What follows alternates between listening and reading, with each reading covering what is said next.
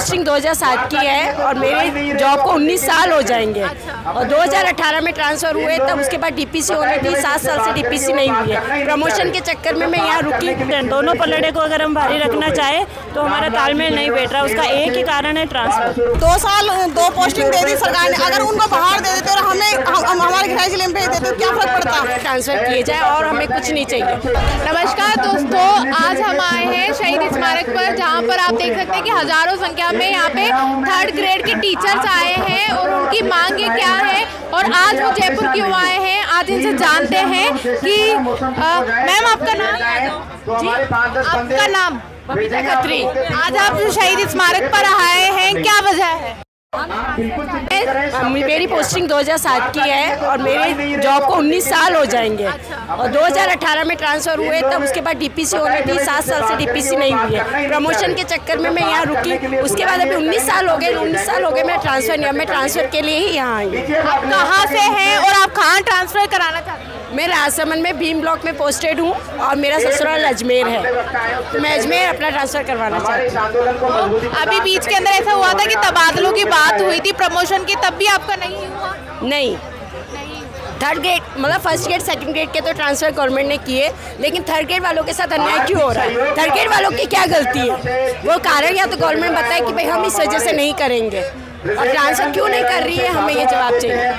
आपकी यहाँ पे ट्रांसफ़र के अलावा और कोई मांग है जिसको लेकर आप आए? हमारी सिर्फ एक ही मांग है कि हमारे 3rd ग्रेड टीचर्स के ट्रांसफ़र किए जाए और हमें कुछ नहीं चाहिए। हम इसके लिए हमारी जो 18 साल की वरिष्ठता है वो भी हम छोड़ने के लिए तैयार हैं। मैम आप कहाँ से आई हैं? मैं राजसमंद डिस्ट्रिक्ट से आई हूँ। आप भी वहीं से ही आई है। आप कहाँ पर ट्रांसफ़र कराना चाहते हैं? किशनगढ़ अजमेर। और आप कितने टाइम से ट्रांसफ़र की बात कह रही है जो नहीं हो रहा है? मेरे को ये 8वीं साल चल रही है और अभी तक सरकार ने मेरे ज्वाइनिंग के बाद अभी तक किसी के ट्रांसफ़र नहीं खोले। मेरे सीनियर साथी हैं, अभी तक उनके भी ट्रांसफ़र नहीं हुए, वो भी अपने घर से दूर बैठे हैं। इस तरह हमारे जो पारिवारिक और जो ये राजकीय कार्य के बीच में एक ही रोड़ा है, ये ट्रांसफ़र, जिसकी वजह से हम हमारे कर्तव्य का ढंग से निर्वहन नहीं कर पा रहे। मतलब दोनों 100% नहीं दे पा रहे, 70%। दोनों पलड़े को अगर हम भारी रखना चाहे तो हमारा तालमेल नहीं बैठ रहा। उसका एक ही कारण है ट्रांसफ़र। हमारी सिर्फ एक ही मांग है ट्रांसफ़र। क्या कह रहे हैं आप? मैं यूँ कहना चाह रही हूँ, जैसे अभी 2 साल पहले 1st ग्रेड टीचर आए, न्यू पोस्टिंग आई, उनका ट्रांसफ़र हो गया। 2nd ग्रेड टीचर आए, वो भी 2 साल पहले ही आए थे, 2024 में आए, उनका 2026 में ट्रांसफ़र हो गया। हमारा क्या गुनाह है जो हमारा ट्रांसफ़र गवर्नमेंट ने नहीं किया है? 3rd ग्रेड में होना हमारा गुनाह है?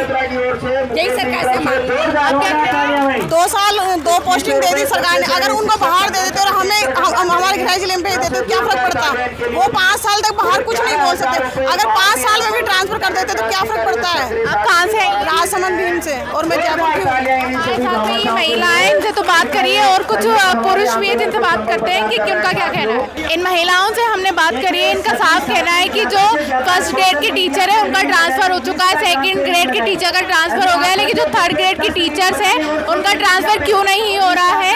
ऐसे अब देखना होगा कि सरकार इनका ट्रांसफ़र करती है नहीं करती है। ऐसी तमाम खबरों के लिए देखते रहिए द खबर।